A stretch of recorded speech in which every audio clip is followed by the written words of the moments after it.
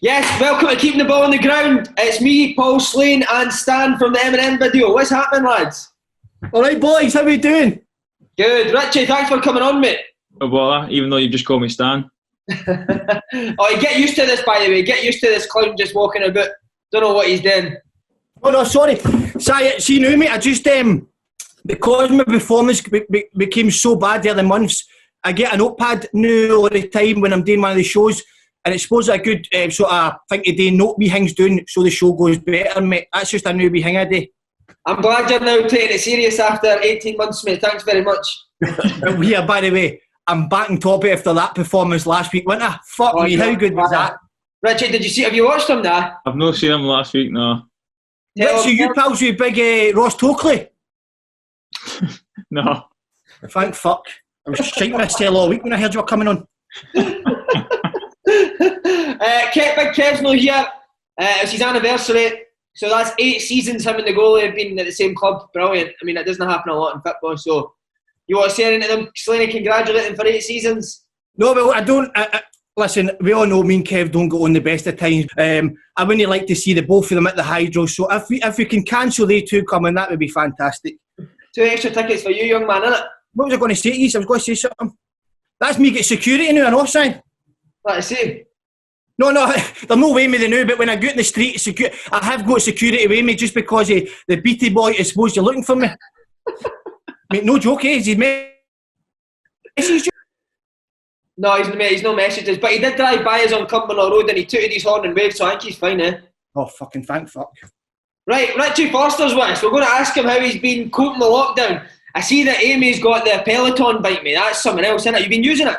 It's a great machine, mate. Just because it got classes and it tells you how your resistance and how fast you're pedaling, so you can actually see a visual, so you know, right, I can go more. I can say, a normal spin bike, you just twist it and then it's all over the place. So it's good, but it's like some of the classes are fucking solid. Like these days together. Well, no, there's only one seat, so I can't jump on it together. Get a tandem, mate. Stick a seat on the back. Get a backie. Oh, Slaney's got something. He's got something he rides as well. It's called the Winger. Need to ask you about your missus, mate, because I've been in the Ferrari. Unbelievable. That's a day for the Ferrari today, innit? Do you go in it a lot? We actually don't use it that much, no. Obviously, I've been in it quite a few times, but it's something else. It's like it's one of those things you need to be in it and experience it to fully appreciate it, I think.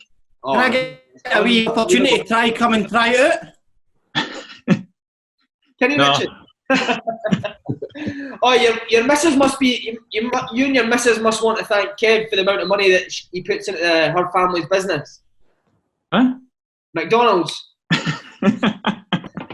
To be fair, I wish she was part of that. No, she's got a few quid, does she know? She's alright. She does alright. I think we were talking the other day, and she's earned in this lockdown period.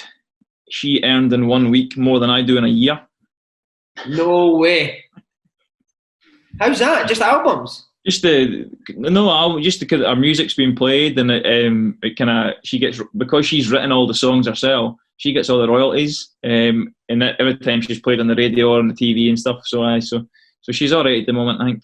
Wow, Slaney, how much have you made during this lockdown? Well, I'm very similar to that. Obviously, with my open goal rights now, I make a hell of a lot. But Richie, listen, we're on here to talk about you today, and what an amazing guy you are. So, but I'm just going to ask: does your missus know Joachim Low? Is that true story? That? Yes. Do you know the German manager Joachim Low? All right, yeah, she knows him, aye. He goes to her gigs.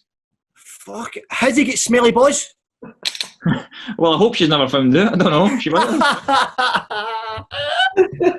Well, that's what I was saying with the Nay fans in Germany, man. Who's going to watch Joachim Low smelling his boys now, Slaney?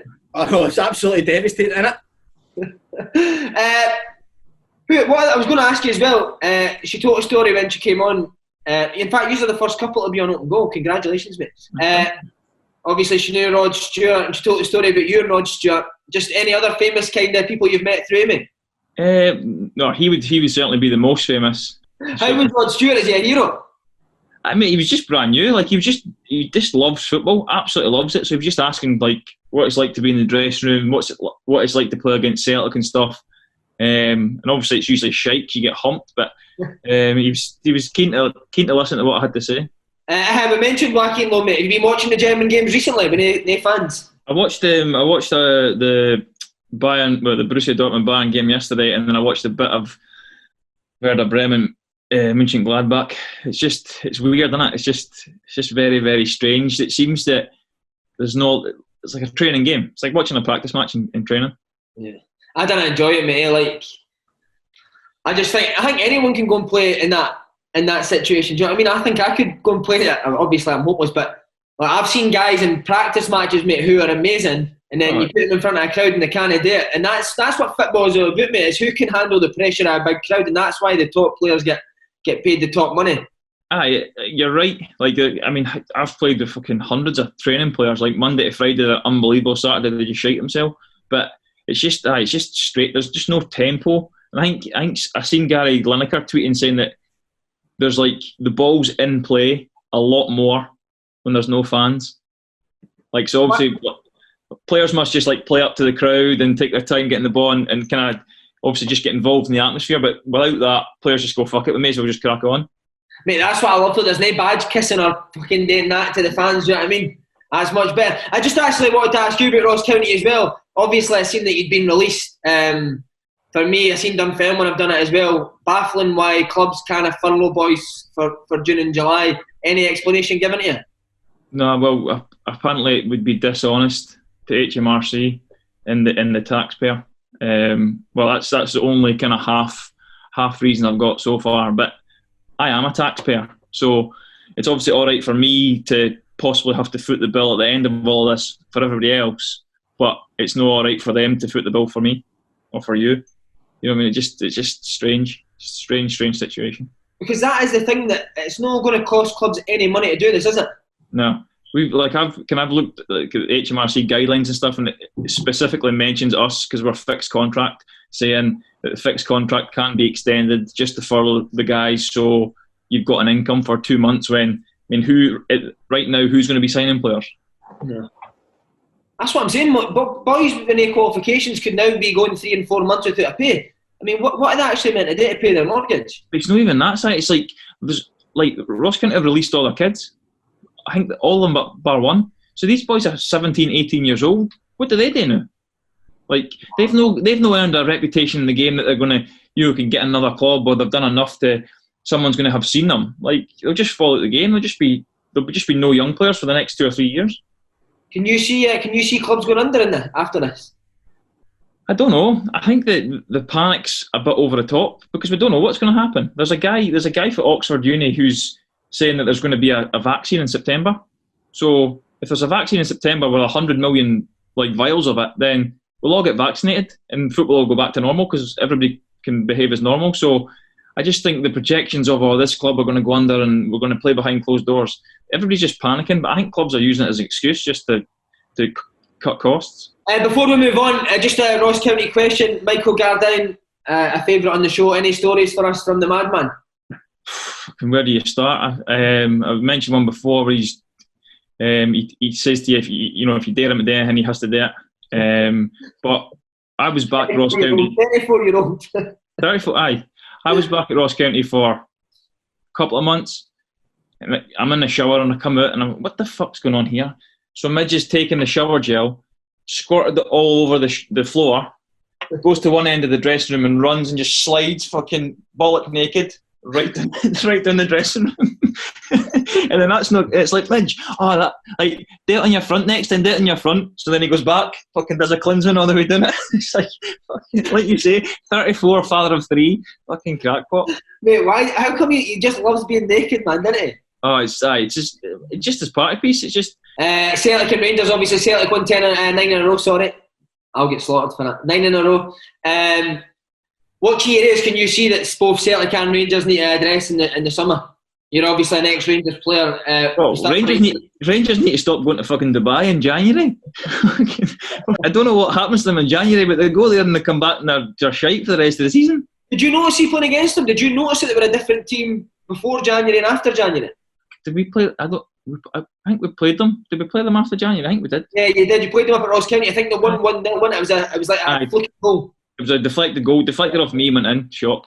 But just because at the start of the season we played them and we played Celtic, and even though Celtic gave us a doing at one of the games, we were like, you know what, Rangers are as good as these. Like, they just moved the ball really quickly and like got at you, and then it just seemed like they'd been deflated the next time we played them, and they never had any confidence, and we just kind of sat in like decent shape, and they couldn't break you down. Whereas before they were like the red arrows, and you couldn't mark anybody because they were all over the shop. But I don't know. I don't know what happened to them. But they just, I mean, Celtic.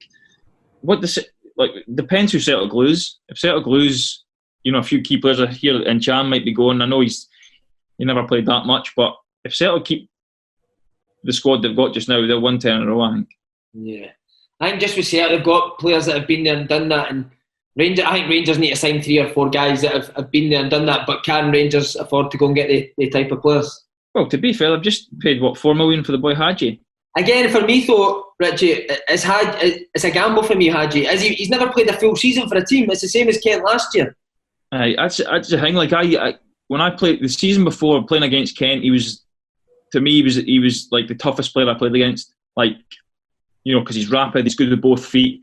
He goes inside, outside. He's like a right good player. And then they signed him for $5 million, and I was like, who the fuck is this guy that's came back up here? Because that's not the same guy that played last year. And really? Could you tell the difference, Richie? It must, you know, he's still a young boy, and it must just be a confidence thing. But he would kind of do something good and then stop. Whereas the year before, he would just like run right by you. You know what I mean? Twat it in the top corner or set somebody up or whatever. But he just seemed to lose the magic he had the year before. But it's, you know yourself, it's no easy to play at Ibrox. Like when there's 50, we just discussed it there, when there's 50,000 fans, and every pass, every touch, every shot, if you don't, it doesn't go where you want it to go, they're on you. So it's, you know, you get that bounce when you come to the Old Firm, or, you know, you suddenly become, I'm one of the main guys here, £5 million player in Glasgow, top man.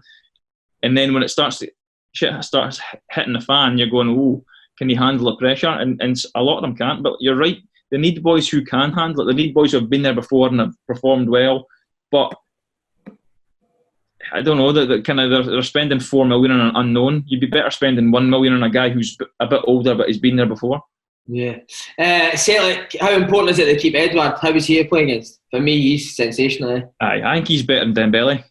Yeah, right. I think just like see his quick feet in like a tight situation. He just always seems to be able to get the ball on the target. Like the way he manipulates the ball is pretty special. And he's one of those where you're actually afraid to go and tackle him because he's so good. Like you think if I go here and mistime it, it's a penalty or it's a free kick or whatever.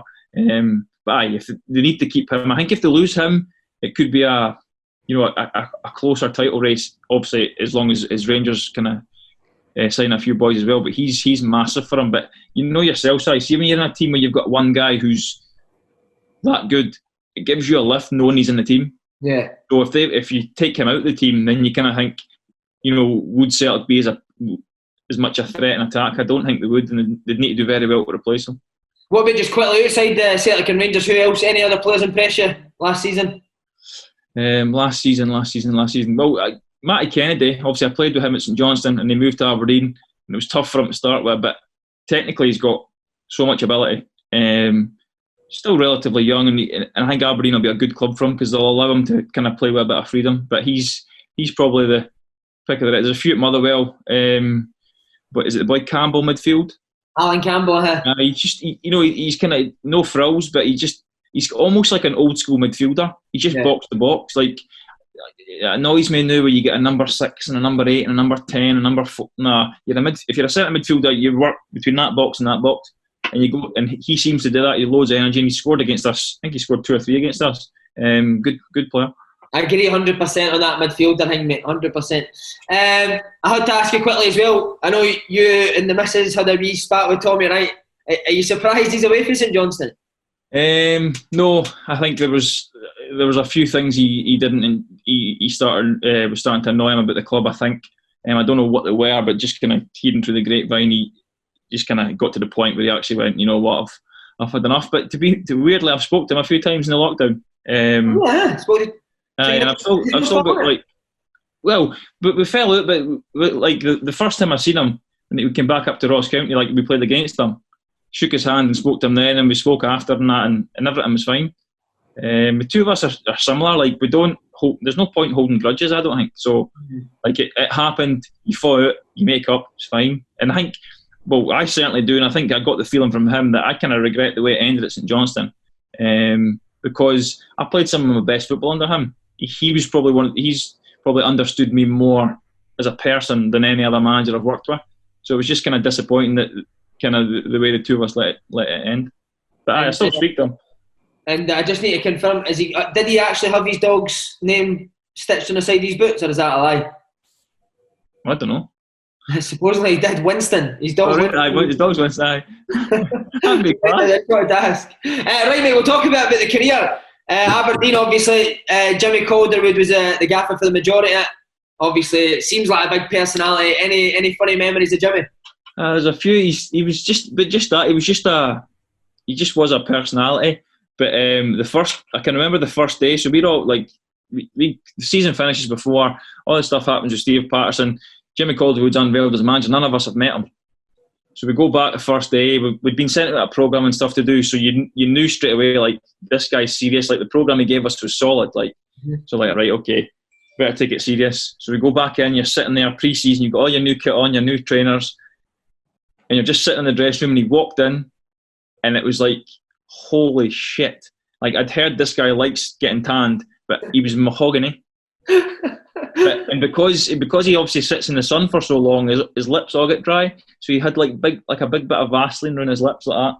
He walked in, and you're just like looking up and going, "Holy shit, this is the manager." But he's obviously, he's fluent in Dutch and stuff. And he'd done a lot of coaching there. So it was for 5 years in a row we went to Holland pre-season, and then every year we'd play a game on a Saturday, we'd drive to Amsterdam, and we'd do a night out in Amsterdam. Okay. So staff would go and we'd go. So 5 years in a row we're all out in Amsterdam. Oh, would he come out with the boys? Would Jimmy come out? No, all the staff would go themselves, and then we'd kind of go ourselves. But it's like letting kids free in a sweet shop with nobody behind the counter. It's just some of the things I've seen over there. It's just like, you wouldn't believe it. Somebody told me that the reason Jimmy Calderwood had Vaseline around his mouth is because he was kissing Jim Leighton's eyebrows. I can't deny that. I don't know. I guess it's not, but I can't deny it. Was Jimmy Nicholl there as well? Aye, him and Jimmy Nick, the two of them. I mean, Jimmy Nick is, like, as an assistant manager, is brilliant. Like, he just is banter with the boys, his class. He's got like a serious streak to him as well. Like, and obviously he knows the game, but he's a good guy. Like, with him telling a story is like, it's so funny. Like, we've had him on here. He was brilliant. He's just even like, his stories are funny, but the way he tells them makes it even funnier. By the two of them together were class. Like, Jimmy Calderwood, so he'd get stopped for the police, right? So he'd get stopped speeding loads of times. He'd just hand over his Dutch licence, right? So it got to the point when they actually started cotton onto it, and they got him. He had 25 points in his driver's licence just because he just kept handing over a Dutch one, and they were like, "Oh no, you could have went to jail." Oh, that's amazing, man. Could you crack Jimmy Calderwood? Yeah. Did he go mental? I could. Like, he lost it at me a few times. What for? Just kind of answering back. I mean, I was like 19, 20 at the time, obnoxious little shit. Like, thought I knew it all, thought I knew better than everybody else, and he put me in my place a few times. Like, his last game, we were playing Hibs at home, and we had to win to get into Europe. So he shapes up the team, and I'm playing centre half. Now, for a few games before I'd been playing centre mid, and Scott Severin had been playing centre half. But he obviously thought, right, I want Sevy's quality in midfield and my pace at the back, basically. But I'm fucking mumping and moaning through training that I don't want to play, because I hate fucking centre half. I hate it. It's the worst position on the pitch. So I'm going, I don't want to play here. So we come in for the game, and he just turns to me and went, "Do you want to fucking play?" So I'm just like, "Aye." Well, shut the fuck up then, and get your boots on and go and play centre half. And I'm like, right, okay. And then after the game, we won. Obviously, I think we won. Was it 1-0 or 2-1? We qualified for Europe, and he just came over and went, "See, told you." I was like, fair enough. Did you know who I running them for? What was your story? No, see, the thing is, again, me just being a cheeky bastard. We're we're playing a practice match, always on a Thursday. It would be the first team against the rest. So I think one of the boys turned in midfield or something, and I just cleaned him out, like wiped him out. And he's like, "Oh, that'd be a fucking booking in a game." And it's like, then you have to go the rest of the game. He's like, "Fucking stupid thing to do. How's your fucking brain?" And I just went, "Pretty good." But then, so again, me being a cheeky bastard. But then somebody, I don't know who it was, but somebody went to the press and told them that I said that he was stupid. Whereas I never said that. Like, he just asked me how my brain was, and I was like, "Pretty good, actually." That sounds like a Gary Mackay, Stephen and Stuart Armstrong argument, that. Oh, really? Well, see, both of them are intelligent guys, so I take that. That Aberdeen European camp, mate, 2007-2008, played Bayern Munich. Why did you not play in the home game? I was injured, done my hammy. Oh, nightmare, eh? So I was obviously in the stand watching, but it's to be fair, Bayern Munich must have turned up and went, "This is not football," because our pitch was like a fucking tatty field. Like, I think the groundsman had made it worse on purpose, and they came and must have went, "Nah, this is no football, lads. Let's get out of here as quick as we can." Was it Josh Walker? Josh Walker scored? Josh Walker and Shawnee Luco. Wow. Mm-hmm. And then the Allianz, what was the full experience like going over there?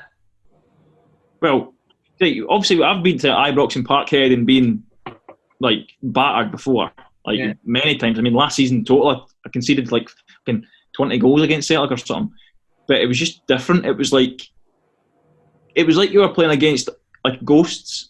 Like, you couldn't get, like, even if you were beside a guy, it was like, I'm not really marking him, because if he wants to run by me, he's just going to run right by me. And it was almost like they were just toying with you. You know, it was like going into a boxing match, and the guy never hit you with a big haymaker. He just jabbed you to death. And it was like a training game for them. Like, I think we had I'm pretty sure, I can't remember who kicked off, but within about 2 minutes, they passed the ball about, they dinked it up to Luca Toni, he laid it off, and Podolski hit a volley, and it hit the bar. And we were all just like that going, "Oh, fuck." Like, we were in for a long game here. And it was like just a surreal experience. Like, the players were incredible. Like, it makes you, it's great that you've played against them, but also kind of makes you a wee bit sad that you go, "Jesus, I'm never going to be as good as that guy." What was the team talk like before that game? What was the plan? Well, the plan was that I don't think Calderwood wasn't very happy with Willie Sagnol and Oliver Kahn. He says we could maybe get at them. We're thinking, Willie Sagnol, I'm pretty sure he won the fucking World Cup.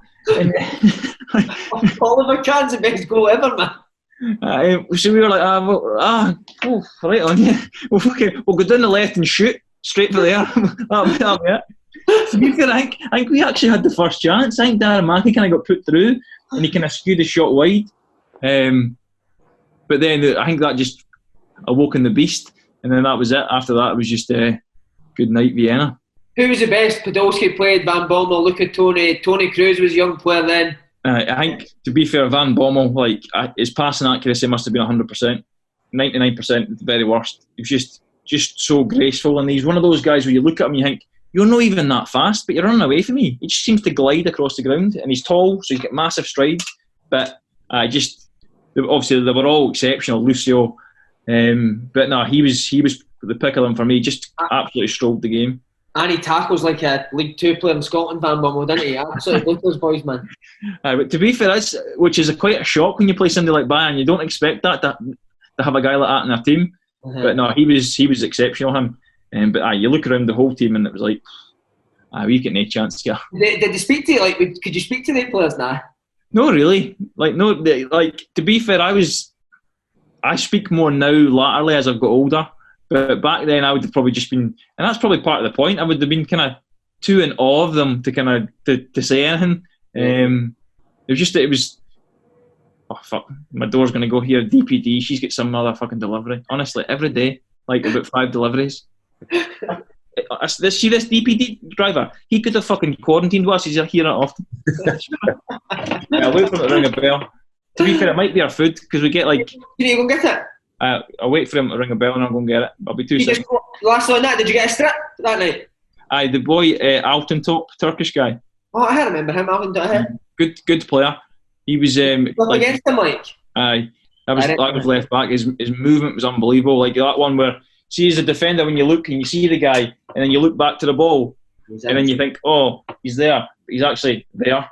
Yeah. And it was like, it was just the timing and everything. But I think it was like he obviously knew that he could make the runs. Right, mate. We'll just crack on the Rangers bit. So the Rangers move was a bit of a weird one because it was a loan spell. Why was that? It was basically if Carlsberg do loan spells. I think it kind of was weird. I spoke to Walter Smith obviously when I went down, and he'd said, "Look, we tried to sign you in the summer, like on a permanent deal," but Aberdeen said no. Just fine, it's fair enough. And he was like, look, so we never pursued it anymore because we didn't see the point. And then there was a story in the paper a couple of days before the deadline day saying that Rangers were interested. Got my agent to phone up and they says, well, obviously there's nothing we can do because we know that Aberdeen won't do business with us. And then came back to we trained later on deadline day, so I came back to my phone about 3:30. I had 9 missed calls, a voicemail and a text from my agent. So listen to the voicemail, and he goes, "Oh, phone me. You're going to Rangers in a season-long loan." I'm thinking to myself, if I didn't recognise his voice so much, I'm thinking he's bamming me up here, like talking pish.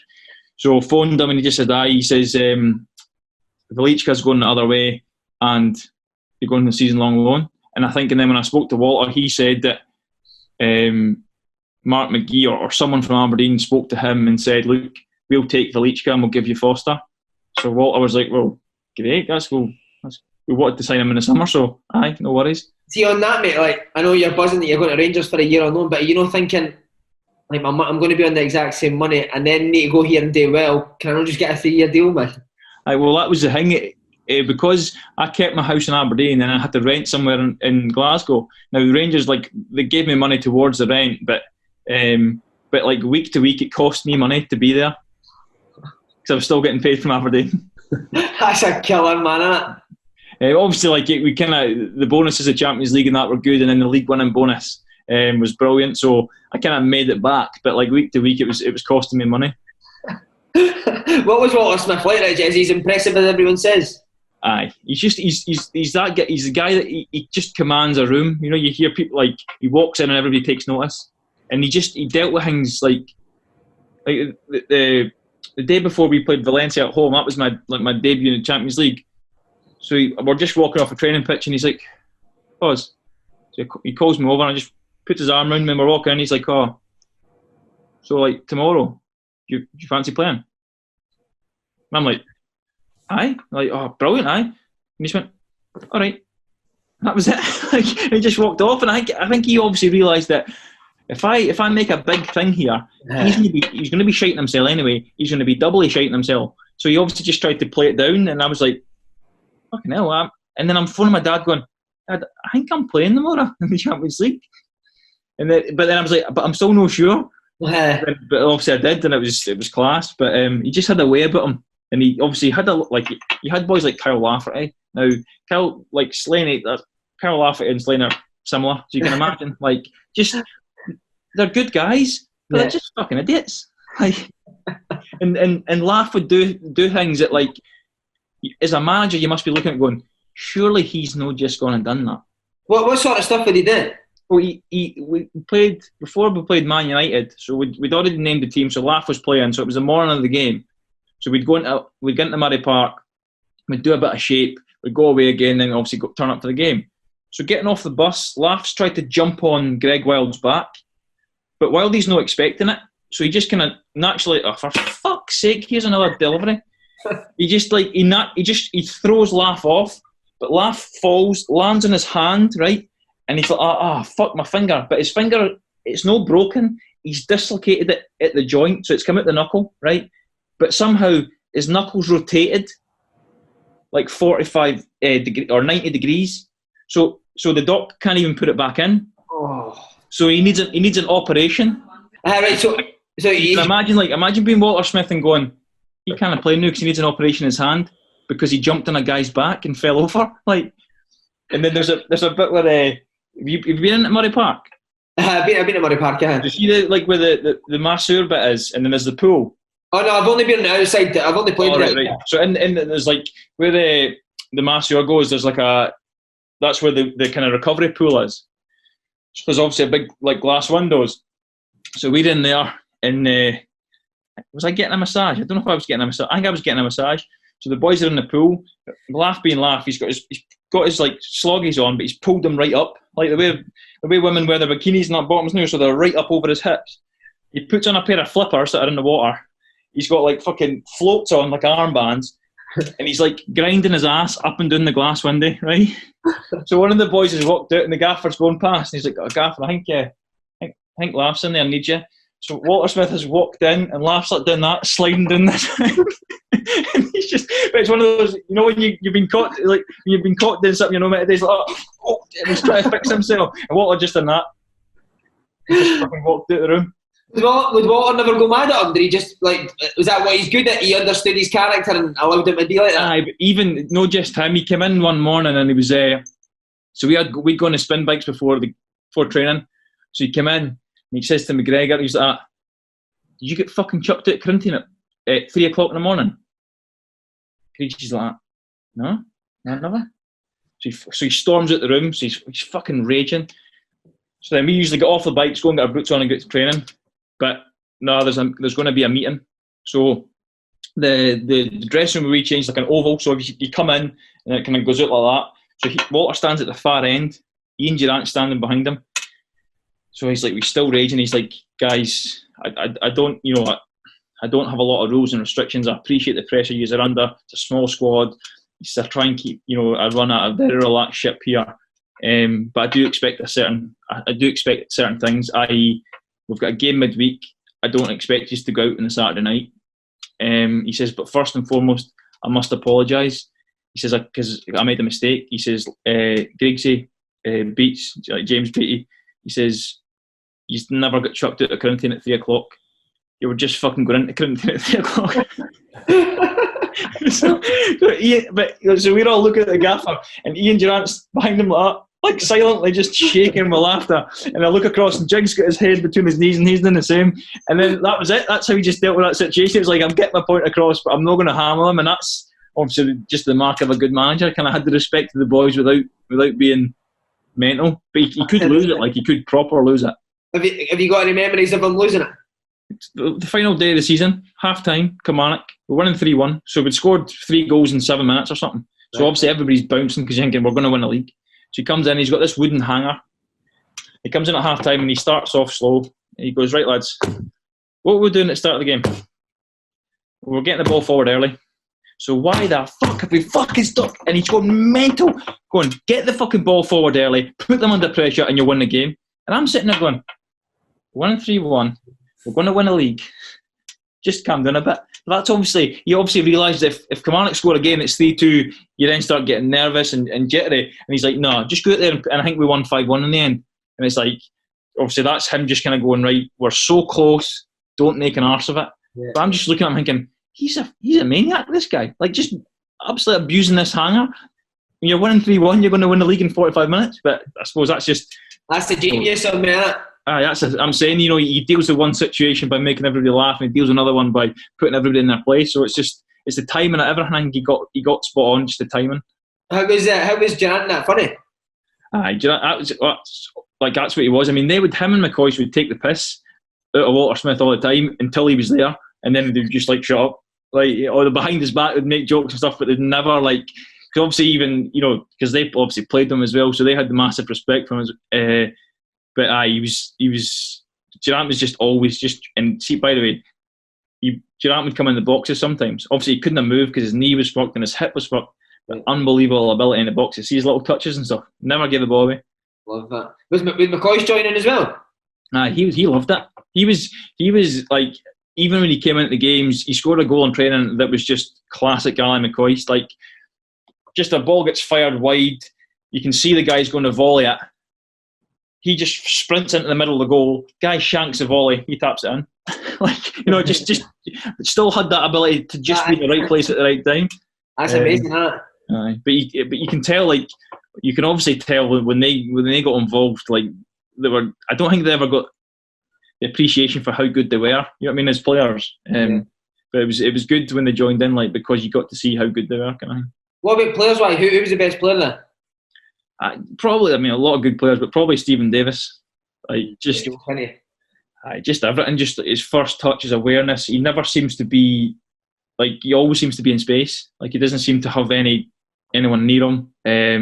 He can play short passes, long passes. Like his first touch, his vision. Just like I said, there's a lot of good players there, obviously, but he was probably the best of them for me. Any arseholes? Not really. Good squad. It was a decent enough squad. I mean, Kenny Miller's Kenny Miller. Like, and he says basically what he thinks, and obviously it rubs a lot of people up the wrong way because some people don't like it. But he can be quite harsh at times, like quite cutting. But I suppose the places that he's played at, you probably need to be like that, you know, the kind of stronger survive basically. And he was obviously a great player for Rangers, but he was still part of the squad. Everybody kind of got on well with him. But there was no. Would Walter no mind Kenny being like that now? No, really, no. Like I think it never happened when I was there. But I think obviously there was times when Walter put Kenny in his place, as he would have every day. And I think that's what probably gained him the respect that he deserved. Was like Walter wouldn't shy away. He wouldn't have a go at me or the lone player who's not really played, and then no say anything to like Sasa Papac. You know, if it needed said, Walter would say it. So I think obviously Kenny would have been put in his place a few times by Walter. Like, but Kenny is the way that I'd say most of the older players are.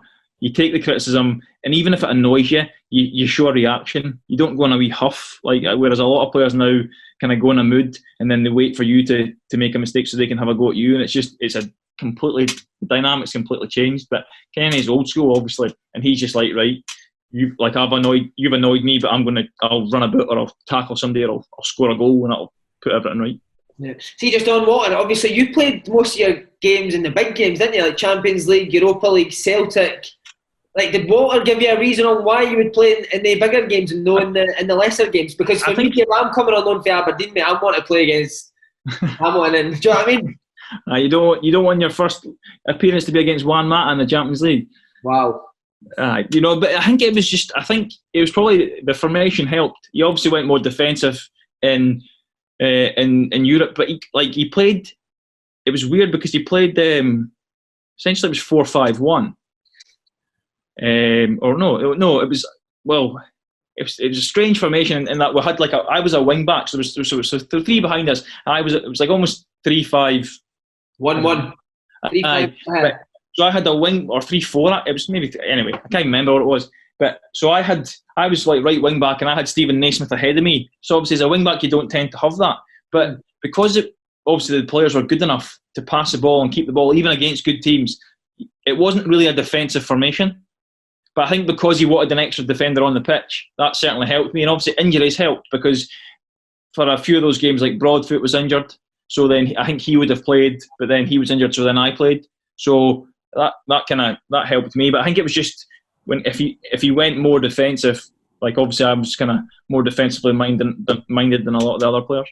How was the atmosphere for the big games? Amazing.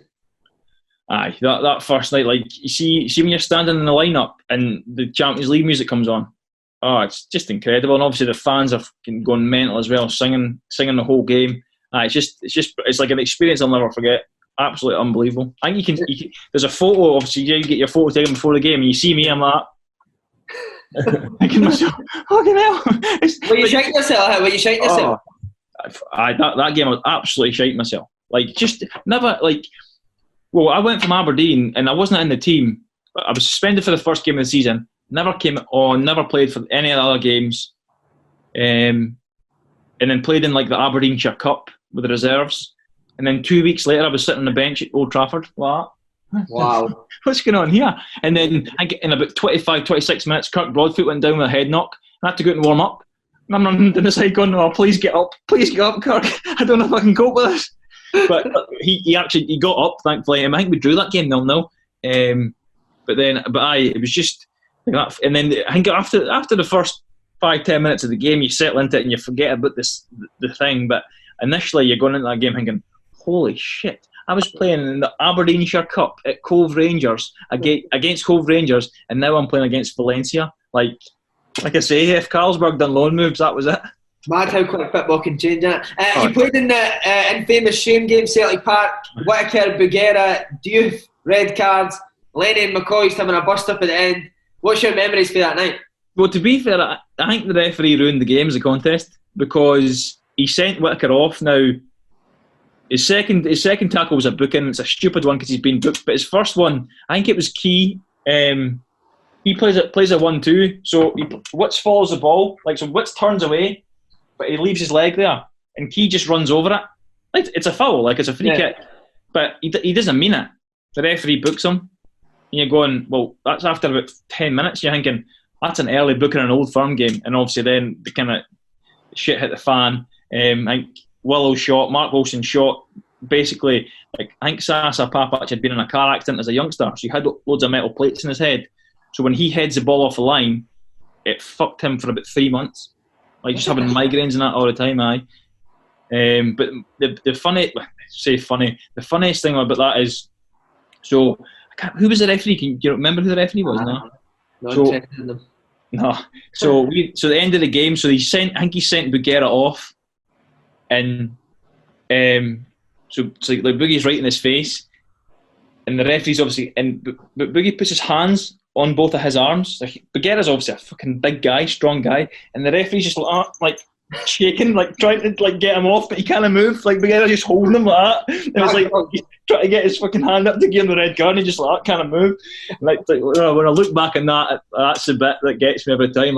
The amount of rage and tension in that game, and then you see a wee referee that can't move because he's just been clamped shut like that. And he can't get his red card out to give it to him. Where were you when Lennon and McCoy at the end? Were you close to it? No, I was still on the pitch, so they were up ahead of me. Did you see it from where you were standing? You could see it, and I don't know what was, and I still to this day don't know what was said, because you see it, and obviously I think Coisty says something, and then something comes back, and then it's the kind of red mist descends, and it's chaos, and then everybody's pulled apart, and then you're just kind of usher up the tunnel. But it was, but I still honestly to this day do not know what was said. I'd love to know. So would that, so much. See, in the Celtic and Rangers game, did you get in arguments with Celtic players? In that game especially, was it very heated on the pitch? To be fair, it actually wasn't too bad. I think I was more concerned that I was playing, so Whittaker was playing right midfield, I was playing right back. So when he gets sent off, I was playing on the right myself against Izagiri, who had 3 lungs, and Chris Commons, who, he couldn't have moved. He had 0 lungs, but so he would get inside, and Izagiri would just bomb up and down. So I was playing against them. So you I couldn't speak. Never mind, fucking have a go at him. What about the dressing room after it? How was it mayhem in the dressing room as well? No, it's just. No, really. Not that I can remember. I think it was just the disappointment of losing the game, and you're because I think that was a cup replay, and I think Rangers should have won the first leg. That was the one that when Scott Brown stood in front of Juve. So they were down to 10 men. They equalised 2 each. We had chances to win, but we never took them. And then you go to the replay, and then like I say, so the ball kind of comes in. Willow hits a unbelievable, an exocet missile. Sasa heads it off the line, nearly kills him. The ball comes back to Mark Wilson, who then sclaffs it into the ground. And there's a few of us. That sounds more like Willow than the first shot. So he sclaffs it into the ground so much that I'm on the line with somebody else, but it bounces over us because it hits. So if he actually hit it as good as he hit the first one, we'd have probably blocked it. Yeah. But then you go in, and it's just a disappointment because at Rangers and Celtic, if you put the other one out, chances are you're going to win a cup. So I think it was just a disappointment of they've beat us, and it's just and that's why obviously the kind of tension flared at the end as well. Just that kind of disappointment. Lost that game, but obviously you're going to win the league, and you get a league winners medal. You take great pride in that. Aye, I mean, because I think I made something like 26 appearances in a season, which is not bad, mate. Not bad. It's all right considering I was there as a squad player essentially. That's me every year, by the way, 26 appearances. But so I made 12 in the league, which was obviously enough to get a medal. But I think it was actually quite. The last 5 games, we managed to keep pretty much the same team, and it was just incredible to watch these boys. They just kind of go into you must win these games mode, and it just nothing else gets in their way, and it's just a focus of we're going to win these games, and then you kind of. And then obviously the big game was the game against Celtic where McGregor saved Samaras' penalty, and then I can remember listening to the Inverness game, because that was the game they had in hand. So if they'd even drew the game in hand, they'd have been a point ahead of us. What was that, a Tuesday night? I think it was a Tuesday, Wednesday night. Aye, so I'm in the car listening to it. I think, was it Paddy McCourt? Was he there then? Yeah, Paddy was there. So I'm listening to the commentator on the radio, and you know what the commentators are like. And as McCourt gets the ball, and he goes past one, he goes two, and he goes into the box, and he goes down, and it is not a penalty. And I'm like, driving, you bastard! Just expect them to shoot it's a penalty. I nearly crashed the car, and then obviously it wasn't. And I think they got beat 3-2 in the end. And then I was like, oh, fuck it. My heart was like, right, you thinking, fucking hell, we're now on the same points as Celtic, but we're ahead in goal difference. So if we win every game, we've won the league. And then, like I say, then they kind of go into kind of super, we must win these games mode. And like the Naismiths, Whitakers, McCullochs, McGregors, Weir, they just kind of take over, and they just kind of go into this zone, and they won the games, and obviously we won the league. But it's just to know, like, you've played in Scotland for so long, and just to have a medal, like a league winner's medal, like for me personally, it's a great achievement. So yeah, I'm absolutely buzzing with it.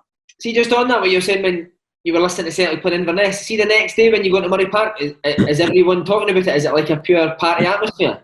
It's not a party atmosphere, because obviously we know there's still work, like 5 or 4, maybe 4 games to go. But there's a kind of, everybody's kind of got a spring in their step, and they're kind of quietly kind of going, right, like, if we've got a chance to win it, this is it. And obviously that's the last time that Rangers won the league. So to have the medal from then is pretty special. You mentioned Diouf and Scott Brown. I just wanted to ask you, what was Diouf like as a guy? He was actually all right. He loved himself, like absolutely adored himself with a passion. But he was a good enough guy. Like, I mean, I never spent a lot of time with him. I never spent any time with him out with Murray Park, but he was brand new. He would chat away to you. He was a smart guy. He just couldn't help himself. I think when he got on the football pitch, he liked to be the centre of attention. He liked to be the one to wind everybody up. Good player, technically a good player, but he tended to slow the game down a bit for Scotland. Yeah, he had some amount of motors and clothes in that, didn't he? He was every day. He was in kind of brand new gear, but I don't know if it was real, because he would always offer. You know, that one was like, "Oh, you want a bag, or you want a T-shirt? You want?" It's like, where are you getting all this stuff from? Like, you know what I mean? I got a van outside. Did he know any big time shouts? I can't really remember. He didn't have to have the big time shouts, because he was the kind of guy that had like the Gucci phone case and stuff, where it's got like diamantes and stuff on it. And you're like, right, okay, you're a bit kind of ostentatious, but he was as a guy, actually he was all right until he got on the football pitch, and then he was just a lunatic. Did you not have a chance to stay at Rangers? No, really, no. Like I knew I was obviously going back to Aberdeen, and then McCoist was taking over, and my agent was on to them, and they started signing boys from Australia, and because I think they were wanting to kind of expand their fan base almost. This is the excuse they gave me, and then it just never panned out. It just never kind of came to fruition. So I was back to Aberdeen, but that was Craig Brown and Archie Knox, and they made me captain at Aberdeen, so that was quite good. Any Craig Brown or Archie Knox stories for us? But not that I witnessed that, but apparently Craig Brown's a bit of a shagger, like. We all like, you look at him, you think he's just a wee old. He's like an old man, like he's 70 years old. But apparently, he used to do a bit with like, not just like with younger women and that. You think to yourself, how? I don't know. He must have a cracking bobby. I've heard this. What about Archie? Could Archie still crack at that age, or was he a bit more mellow? No, he was mental. Like he tried to go for me at Tynecastle. Why? Because we came in, he was moaning at me for a goal. I think there was a goal. The boy at the back post scored, and I think I was, you know, that way the cross is coming in, and I'm going to head it, but my centre half thinks he can head it. Stupid big centre half, but he's stretching back the way, so it skiffs his head, and I've done that, but obviously because I'm heading it away, but it skiffed his head and went over me to the guy at the back post who scores. So Archie's raging at me for the goal, and so he comes in and he's shouting at me. But you know, Tynecastle dressing rooms are tiny. Tiny, yeah. He's over the other side, and there's like a masseur's bench in the way, and so he comes in and shouts at me, and I shout back at him, and he's like, try to move the bench out of the way as if he's going to come for me. I'm standing there thinking, Hey, you're in your 70s. I'll just crack you right in the chin. It's different if you were 45 and I'm thinking, oh, this could be tasty here. I'm thinking to myself, like, come on, you're an old guy. I'm just gonna hit you. But he did still have that kind of. I think if I hadn't been so raging at the time, yeah, like obviously he's raging, I'm raging. I'm not afraid of him, but he did have that way about him where you could see the younger guys that when he lost it, they would just kind of shrink as if, oh, it's like having a teacher at school that the one that loses it and everybody's afraid of them. That was like Archie. He could, but see, in terms of football knowledge, unbelievable. Like the amount of training sessions he knew and come up with, incredible. But what was brilliant about him, and we had, because I was the captain, we had a few arguments, Archie and I. But you'd leave the office and he'd be like, "Any plans for the weekend?" Just totally under the carpet, never held it against you at all. It was just said in the moment. Well, both said our piece. Right, let's move on. Let's get back to football. And that was like, so I've got utmost respect for him for that reason. That was what I always thought with Craig Brown. Like, he's been a Scotland manager, and I could just never imagine him getting angry. He never really. I think that's what Archie was there for. Like Archie was like his pit bull. But so what does he do then? What does Craig Brown do? Does he coach? He does. He done some of the coaching. Right. And he shape us up for the games and stuff. But he was almost, they almost played the good cop, bad cop. You know what I mean? That kind of way. And he was much more relaxed. He was the horny cop. Horny cop, angry cop. So he was just kind of more laid back and kind of just go on with it. And he was very softly spoken. I mean, he could lose his temper, but he never done it often. Yeah. But I think, like, someone like me who loses his temper all the time, the impact is lost. But when someone who doesn't lose it all the time does lose it, you then kind of go, oh shit, he's really annoyed. Yeah. Right, mate, we'll talk to you about going back to Ibrox. You signed permanently in 2013 in League One. Could you tell was there massive differences in the club at that stage? Aye, I mean, they'd lost so many players. I mean, obviously there's a few still there, and I think good squad as well in terms, an excellent squad for those leagues, but there was just just a different kind of air about the place. There wasn't that invincibility that there was before. You go into a game and it wouldn't be, we know we're going to win this. It was like, right, let's kind of work hard and we'll win it. Even at League One, for us, huh? Maybe not so much League One, but certainly we went into the Championship, because in the League One season we went undefeated the whole season. And everybody goes, oh, well, so you should. Like, you know what I mean? Your wages that everybody's on and stuff like that. And we won the league relatively comfortably. But obviously that still wasn't enough, because we never won every game. So the fans are still wanting you to win every game. And then you go into the Championship, and the thing is, it's a tough league. And we had Hearts, Hibs, Falkirk were in it, Queen of the South. But the one thing that I always think is the Hearts that beat us, the points totally got, the wins, the goals, they would have beat Warburton's squad that's like the season after. Right. So when Rangers got promoted, they still never had as many points as Hearts did when they beat us. And bearing in mind, I never knew that. Wow. And bearing in mind, Rangers got promoted without Hearts. So there's 4 games, there's 12 points that you've basically 12 extra points you've got because Hearts are not in the league. Because Hearts were just incredible that year. Now there was a lot of the time that we were shite. But they were just like a train, just kept going and kept winning and kept winning and kept winning. I mean, I think the one that summed it up for us was we were watching it, and I think the Hearts are down to 10 men and Hibs are winning 1-0, and then Ozturk scores from about 45 yards. I mean, that's the kind of shit they done, and they just kept churning out points and points, and we kind of crumbled a bit. Who spoke to you when you went back? Was it McCoist that phoned you? I think McCoist and Kenny McDowell went to see my agent, because I think like in the summer, like they were obviously in holiday in the same place, and my agent went to see them and just said, like, we want them to come back. So, and the fact that they were in League One, that never put you off at all. Now, was there any second thoughts? No, I was at Bristol City, but it was kind of personally, it was a bad time for me. It was kind of break up my first marriage. The dressing room was weird. Like, the English lads are strange. A lot of kind of good players on paper, but just arseholes, and kind of stab you in the back as soon as look at you, and just not a nice atmosphere.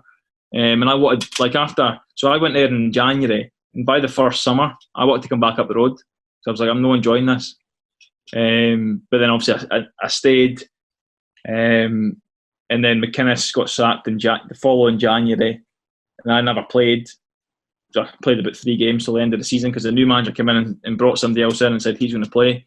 So I was desperate to get back up the road, and I think it was because I'd had such a good time there the first time, and I know they always say don't go back, but because I had such a good time, I thought, you know what, I'll go back and hopefully it's good again. And it was, it was back in Scotland, back in Glasgow. It was, it ticked all the boxes for me. The League One thing didn't really bother me that much. The bank balance makes up for the League One, that? Eh? The bank balance makes up for the League One? Well, no, because I was on more money at Bristol. Oh, were you? Right, okay. I took a wage cut coming back up the road. Oh, did you? Right. So, like I said, it wasn't a financial thing. It was just I want to get back to Scotland. I just didn't enjoy the disregard that loads of folk in Bristol had for coming for Scotland, and the players hated the fact that I'd played in the Champions League. Because a few of them had played in the Premiership, and they're obviously thinking that's the best ever. And it's like, well, no, really, I've played in the Champions League, and they hated it. Yes, love that for you. So I just wanted to get back to Scotland, and that was kind of I could have went to Vancouver Whitecaps, but that's like fucking 13 hours away on a flight, and obviously, like I say, I had a wee boy that he was only 2 at the time, so I was kind of like, it'd be too far. I wouldn't see him, so then I just wanted to come back to Scotland. So. McCoist was the manager at this point. Could you tell the difference in him being an assistant? Had he changed a wee bit? Obviously, he had to, but he had. He kind of, because he was like Jimmy Nicholl. He was laughing and joking. He was in with the boys. He was kind of getting the banter and stuff. And obviously, he had to kind of separate himself from that, being the manager. But I don't know. Did you work with Coach at Kennedy? Brilliant, mate. I've always said he's brilliant, isn't he? So he was obviously the assistant, and he was good. He was obviously again very knowledgeable about the game, and he was the two of them kind of dovetailed quite well. I just think we probably had a squad of players on paper again that were very good, but that championship season we just never rose to the challenge. Basically, was there a lot of fallouts that season between the players and dressing rooms and stuff like that? Obviously, the intensity of playing for Rangers and you're not winning. Did that spill into the dressing room? No, really. I think a lot of the. To be fair to Alan McCoist, he shielded us from a lot of the shit that was going on. Like, he was obviously taking a lot of getting in the neck from everybody, and then all the other financial stuff that was going on and everything with the club. But that never really filtered into the dressing room. I just think we collectively, as a team, as a squad, we just never, like I say, we never rose to the challenge. We just never had enough to go over the line. And I think you look at that in the 2 games against Motherwell, we kind of let ourselves down. Really, we kind of went out with a bit of a damp squib. Any good characters in that squad? I'm going to ask about Big Moshney because I played against him and he was a screwball, man. I used to actually be shit scared playing against him at Southend, mate. Well, I think when he was there, I think he took a pair of scissors to one of his teammates, as if I'm going to fucking stab you. Like, the thing is, he was such a lovely big guy. Honestly, like, calm, placid, like, well spoken. He could speak English, Arabic, Spanish, and I think he could speak a bit of German. So, an intelligent guy, well spoken, like I say, but just an absolute crackpot. Mm-hmm. Like he couldn't understand the scrutiny that we were under. He couldn't understand why the fans were on you all the time. Like, there was a couple of times, like, we'd go back to Murray Park and there's fans waiting outside to give us abuse. Big Moshney's straight over. Like, 20 fans and he's straight over as if to say, like, why are you saying this kind of thing? Why are you? And obviously we're thinking, hey, they might want to kill you, Billy. And he obviously didn't care because he's probably thinking, I'd take a few of them with me before I go. So he was like, because he was a big, as you know, he's a fucking big guy, like, he's a big strong fella. But he was just, I don't think he couldn't understand the level of scrutiny and the level of criticism, because you draw a game against Queen of the South, that's not good enough for Rangers. But in some games, depending on the way the games go, and you walk away and go, right, fucking hell, lads, we weren't great, but it draws a good result. But when you're at Rangers, that's not enough. Because we played, obviously, I'm pals with Del Lyle. He was at Queen of the South when Moshney was there. And Del said the first couple of minutes, like, Moshney's absolutely stuck one on Del and smashed him, and Del's done him back.